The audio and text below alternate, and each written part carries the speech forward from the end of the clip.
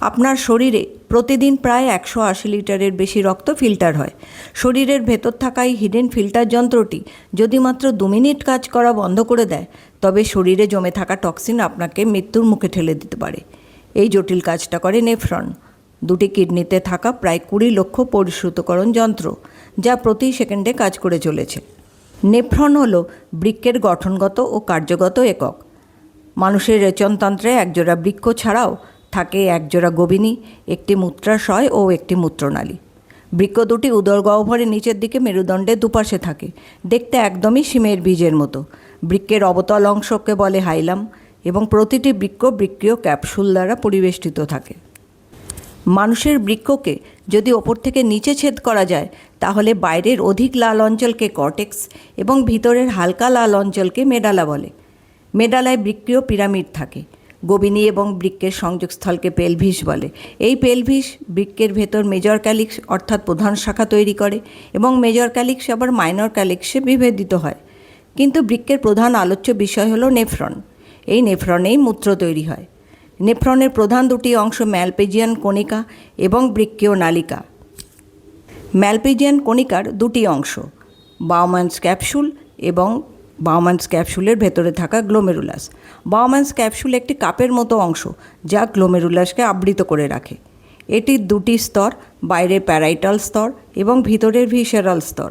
বৃক্কীয় নালিকার 3টি অংশ, পরাসংবর্ত নালিকা, হেনলির লুপ এবং দূরসংবর্ত নালিকা। দূরসংবর্ত নালিকা শেষ প্রান্ত সংগ্রাহী নালিকায় প্রবেশ করে। এবার আসি নেফ্রনের কাজে। নেফ্রনের কাজ শুরু হয় পরপরিস্রাবণ বা আল্ট্রাফিল্ট্রেশন দিয়ে। এই কাজ হয় গ্লোমেরুলাসে। গ্লোমেরুলাসে যুক্ত থাকে অন্তর্মুখী ধমনিকা এবং একটি বহির্মুখী ধমনিকা। বহির্মুখী ধমনিকার ব্যাস অন্তর্মুখী ধমনিকার ব্যাসের তুলনায় তুলনামূলকভাবে কম হওয়ায় গ্লোমেরুলাসে রক্তচাপ বেড়ে যায়। এতে রক্তের জলীয় অংশ পরিশ্রুত হয়ে বাউম্যানস ক্যাপসুলের গহ্বরে প্রবেশ করে। আর অপরিশ্রুত তরল, যার মধ্যে থাকে প্রোটিন, ফ্যাট, রক্তকণিকা, তা বহির্মুখী ধমনিকা দিয়ে রক্ত সংবহনের পথে চলে যায়। বাউম্যানস ক্যাপসুল থেকে পরিশ্রুত তরল পরাসংবর্ত নালিকায় প্রবেশ করে। এখানে পরিশ্রুত তরলের মধ্যে থাকে গ্লুকোজ, জল, অ্যামাইনো অ্যাসিড, সল্ট ইত্যাদি, যাদের এখানে পুনর্বিশোষণ হয়। নিকটবর্তী সংবর্তন নালিকায় প্রায় 65% পুনর্বিশোষণ হয়। তরলে পড়ে থাকে ইউরিয়া, ইউরিক অ্যাসিড, ক্রিয়েটিনিনের মতো পদার্থ। রেনাল টিউবুল বা বৃক্কীয় নালিকার দ্বিতীয় অংশ হলো হেনলির লুপ। হেনলির লুপে জলের পুনর্বিশোষণ হয়। পিটুইটারি থেকে খরিত এডিএইচ বা অ্যান্টিডাইইউরেটিক হরমোন জলের পুনর্বিশোষণে প্রধান ভূমিকা নেয়।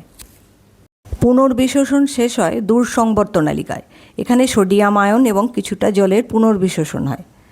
পুনর্বিশোষণের সময় থেকেই বৃক্কীয় নালিকার গাত্র থেকে কয়েকটি পদার্থ, যেমন creatinine, urea, ammonia, hippuric acid, bicarbonate ইত্যাদি খরিত হয়ে মূত্রে মিশে যায়। মূত্র সংগ্রাহী নালীতে যায়। সংগ্রাহী নালী থেকে এই মূত্র মাইনর ক্যালিক্স, মেজর ক্যালিক্স হয়ে গভীনীতে প্রবেশ করে। তারপর মূত্রথলিতে যায়। মূত্রথলিতে 400 থেকে 500 ml মূত্র সঞ্চিত থাকতে পারে। মূত্রাশয় থেকে মূত্র নিষ্কাশন প্রক্রিয়াকে মিকচুরেশন বলে। এটি স্নায়ুতন্ত্র এবং পেশি সমন্বয়ে ঘটিত একটি শারীরবৃত্তীয় প্রক্রিয়া। নমস্কার, ভালো থাকবেন।